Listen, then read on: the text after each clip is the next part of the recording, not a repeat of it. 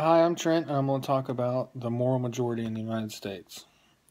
The moral majority was a evangelical Christian and fundamentalist political group formed by Jerry Falwell in 1979. It was formed in response to the massive moral decay of the previous 2 decades.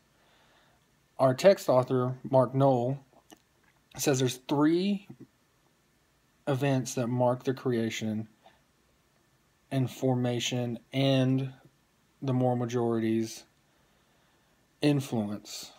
The first one was the ruling of Roe versus Wade in 1973. The second was the nation's bicentennial, which outraged members of before it was known, future members of the moral majority. They called for a return to the nation's Christian heritage. And then the third event was the election of Ronald Reagan, who is probably, other than Falwell and some of his colleagues, the most famous member of the moral majority. He symbolizes a victory for the moral majority because he reigned 8 years of moral politics, good conservative, true Republican politics, and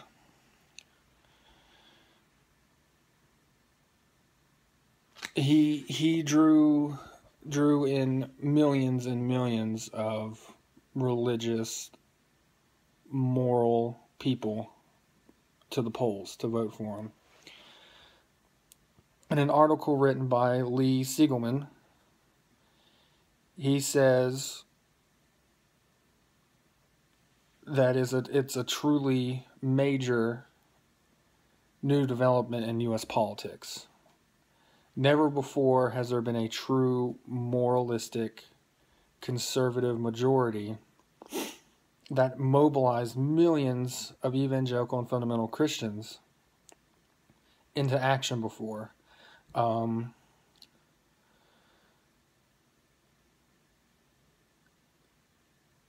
They all united behind the end for abortion, to stand up against communism, the restoration of prayer in schools. Another article by Clyde Wilcox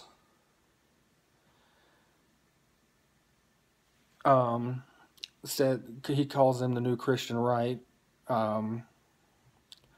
said that the moral majority is one of the, if not the strongest political movement in United States history. And it's nothing short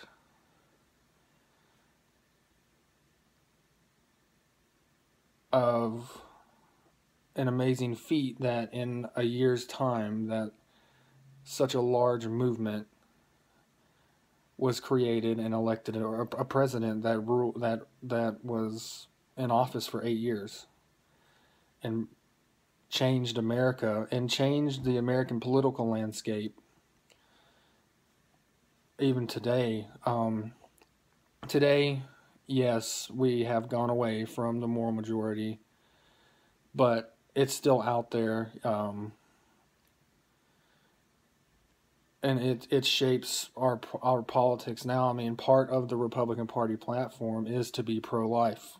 That was the doing of the moral majority. You can't be I don't think a Republican or conservative politician could run on being pro-choice. It wouldn't work. The name is shifted to the silent majority now, but I believe that there is a revolution coming with, like there was in 1979 and 1980. It's just a matter of when and not really if. Thank you for listening to my presentation on the moral majority. You have a blessed night.